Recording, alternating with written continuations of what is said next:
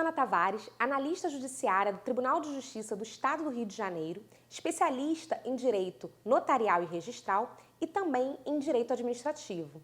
Hoje trago para vocês um importante e relevante tema do mundo notarial e registral. Trata-se da escritura pública de namoro. É verdade, é o que tem chamado por aí, as pessoas estão denominando de contrato de namoro. E eu digo que é um tema importante e relevante e diria um pouquinho mais. Trata-se de um tema extremamente atual, notadamente em tempos de pandemia. Alguns casais que tinham as suas situações jurídicas já consolidadas e definidas, ou seja, eram namorados, passaram a conviver sob o mesmo teto em tempos de pandemia. E passa a se perquirir se essa convivência sob o mesmo teto tem o condão de constituir uma união estável, tal como previsto no artigo 1723 do Código Civil e também o artigo 226, parágrafo 3º da Constituição Federal. Para tanto, há de se analisar os requisitos da união estável e os pontos de contato entre a união estável e esse namoro e também o traço distintivo. E para isso, eu me utilizo de uma decisão proferida em sede de recurso especial de relatoria do ministro Marcos Belise, que aparece o número aí para vocês, o RESP 1454643, em que trouxe uma expressão chamada namoro qualificado. Eu acho essa decisão extremamente importante para a gente conseguir aqui definir o que realmente é uma união estável e o que é somente um namoro qualificado. O namoro qualificado, nessa decisão do ministro Marcos Belise, identificou como namoro qualificado uma relação entre casais maiores, capazes, maduros, que têm uma relação amorosa e sexual, mas que, no entanto, não têm a intenção de constituir família. O artigo 1723 do Código Civil traz como requisito para a constituição de união estável uma relação pública. E, muitas vezes, esse namoro é público. Esse é um ponto de contato. Outro ponto de contato é que outro requisito também é trazido no 1723 de uma relação contínua e duradoura. Então, outros dois requisitos, em verdade.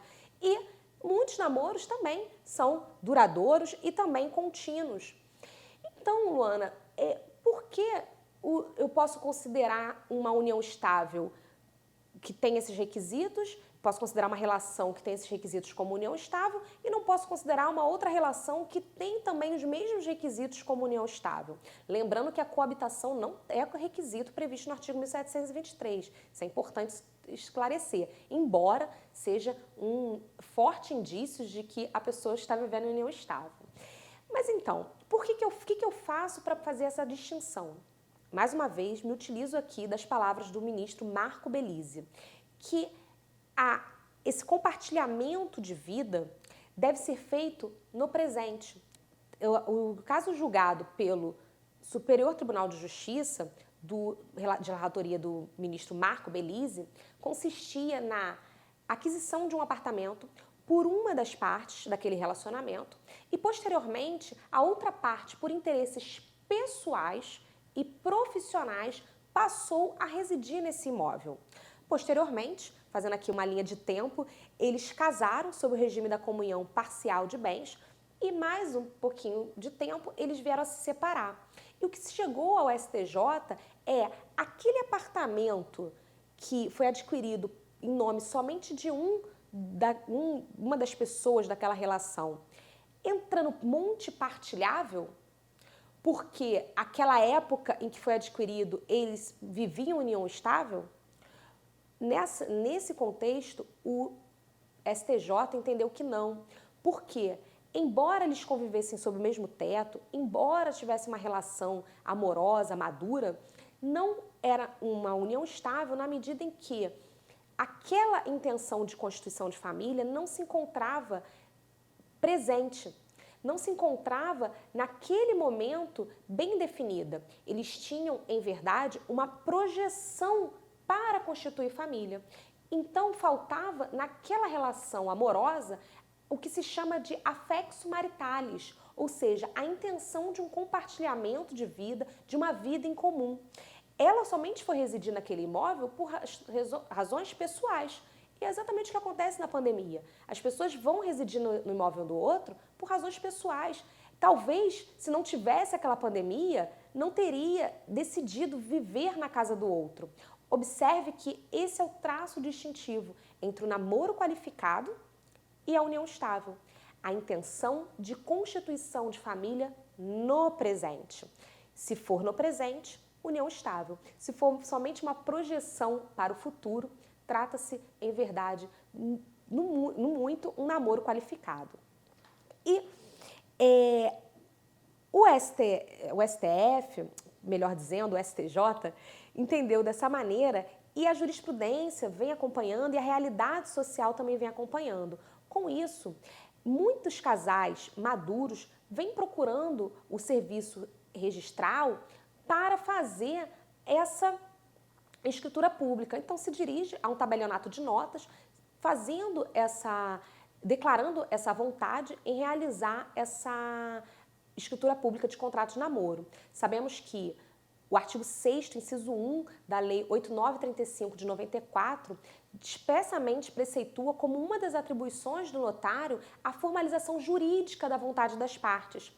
E mais, agora aqui eu até remonto um pouco do surgimento do notário. O notário surgiu em razão de uma condição básica da espécie humana, que é a segurança jurídica. Eu trabalho no Tribunal de Justiça há 16 anos e grande parte dele trabalhei em vara de família, como secretária de uma juíza em vara de família. E na época, eu me deparava com diversas demandas de pessoas que queriam desconstituir uma união estável e, em verdade, havia uma verdadeira devassa na vida pessoal, na vida privada daquele casal. E o pior, quando era a união estável pós-mortem, porque, em verdade, deveria o companheiro ou a companheira sobrevivente comprovar que vivia em união estável. E aos herdeiros caberia, num momento, caso não concordasse com aquela união estável, desconstituir, trazer provas. E nós sabemos que a escritura pública tem um importante peso dentro do mundo das provas. Os atos notariais têm um importante peso nas provas. Embora não seja uma prova absoluta, é, em verdade, uma prova robusta e relativa que pode ser coligida aos autos e até mesmo afastar essa alegada união estável. E aí entra numa perspectiva também de um princípio notarial, que é o princípio da publicidade. É isso mesmo. Como aquela escritura pública, a ela será dada publicidade, os herdeiros terão acesso e, eventualmente, num processo judicial, podem levar essa escritura pública afirmando que aquele obituado, em verdade, não vivia em união estável. Nós temos que entender que há novos arranjos familiares, novas estruturas familiares na realidade social. E o direito e a lei devem se adequar a essas estruturas familiares. Então, essa é uma excelente estratégia jurídica preventiva para casais maduros.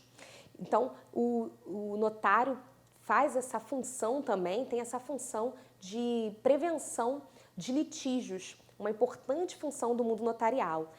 Como eu falei, além da publicidade, a própria forma da escritura é pública.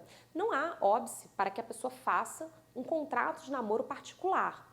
Mas, no entanto, é aconselhável que se faça uma escritura pública em razão dos princípios que perpassam da área registral e notarial, mais segurança jurídica, reconhecimento de firma, a manifestação de vontade juridicamente formalizada perante um notário que goza de fé pública, que é investido naquela função em razão de um concurso público, tal como previsto no artigo 236 da Constituição Federal, e cabe a esse tabelião formalizar a vontade das partes.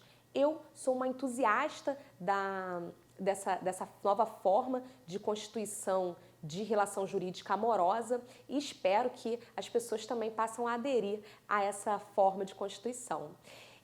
Com isso eu termino o mais importante, relevante e atual tema de direito notarial e registral. Aguardo vocês para novos vídeos e também, caso queiram ter acesso a mais dicas da área notarial e registral, acessem meu Instagram, @registrando na mente. É isso, até mais!